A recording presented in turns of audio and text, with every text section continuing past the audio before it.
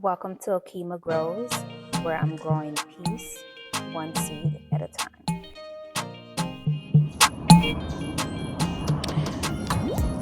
This is my main garden area. So today I'm going to give you guys a tour of the main area and the rest of my backyard where I have plants growing. So on the outside of the fence, I have 6 buckets that I'm doing potatoes in. And in each one of my potato, I have some type of companion plant. And I'll go over companion planting in a different video. On the left side of the fence as well, I have 2 types of lemons. One is pink, and I forgot the other variety, but those are blooming. I've already had some lemons from them. And there are 2 trees that I had from last year. I also have a Barbados cherry tree. I have a pineapple that I've had going on 2 years in June. I've only had 1 mini pineapple from it. And I have, let's see, that's the avocado that I have growing in that small pot. I started that indoor from seeds. All right, back to the main garden. So I have those buckets that's in that little bucket holder. I forgot what it's called, but that's bell peppers as well as companion plants for bell peppers. The 3 that's at the bottom, those are jalapeno, giant jalapenos and hot banana peppers, as well as companion plants. In the little old sink, I have leftover onions that couldn't fit in my onion bed. So at the top right, that's bed number 1. In that bed, I have tomatoes, 6 different varieties with their companion plants. I have a few pole beans. I have my sugar snaps. I have lemon cucumber and pickling cucumber. I have a few cabbages, 3 different varieties, and I have Japanese eggplant. This is bed number 2. I have corn, nasturtiums. I have okra, but they haven't sprouted yet. And I have more sugar snaps and pickling cucumbers and lemon cucumbers. I forgot that spot. Far back, I have 2 pots of tomatoes. Those are the tomatoes that I got from Tractor Supply.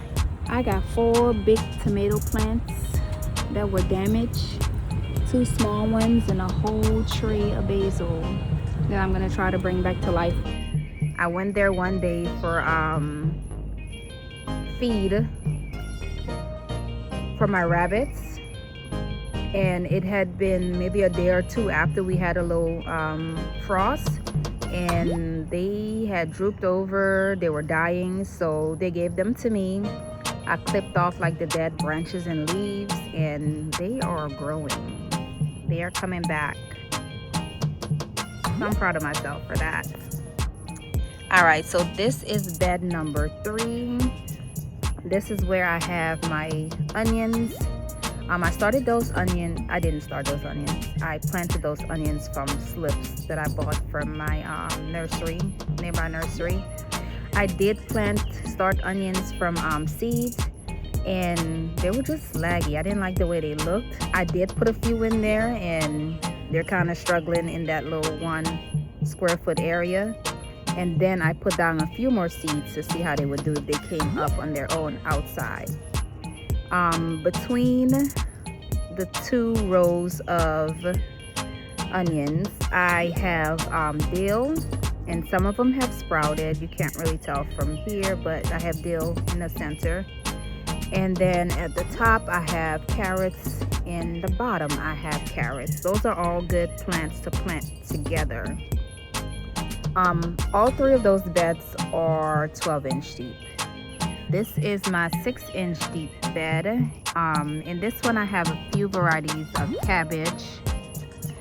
I have chamomile, I have dill, I have some calendula.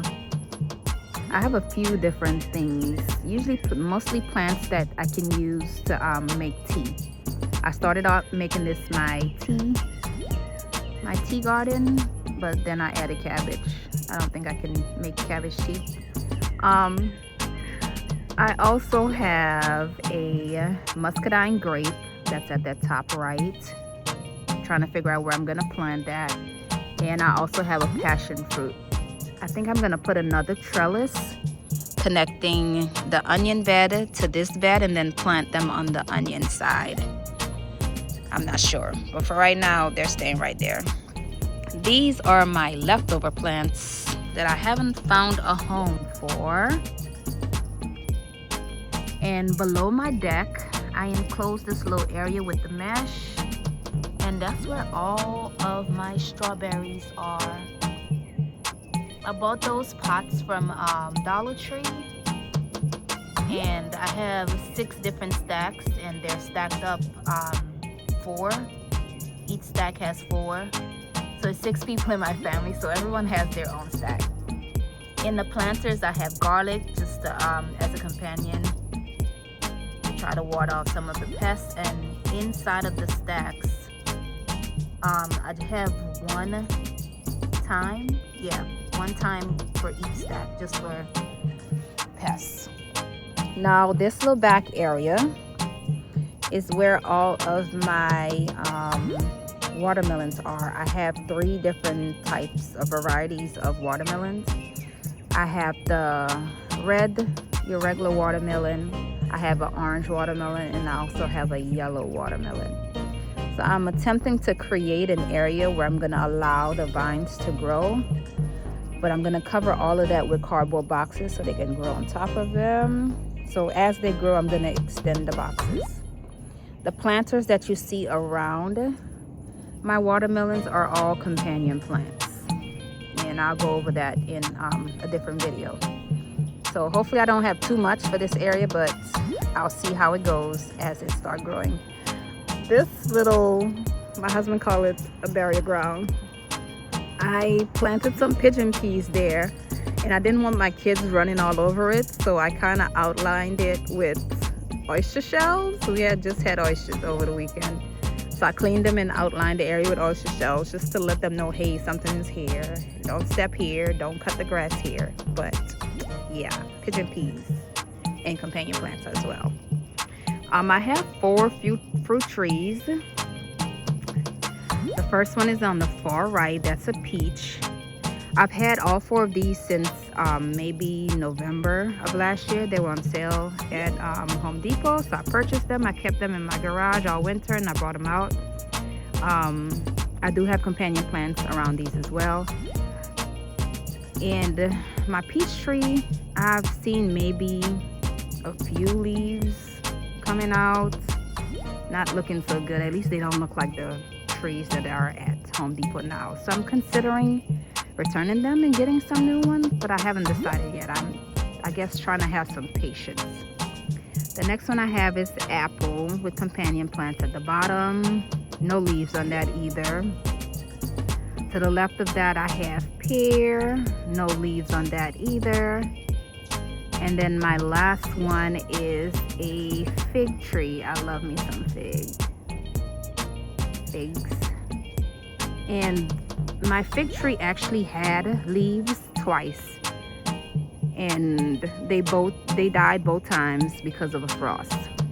So hopefully it gives me another chance and comes back out. All right, so let's move over. Sorry if this is gonna make you a little dizzy.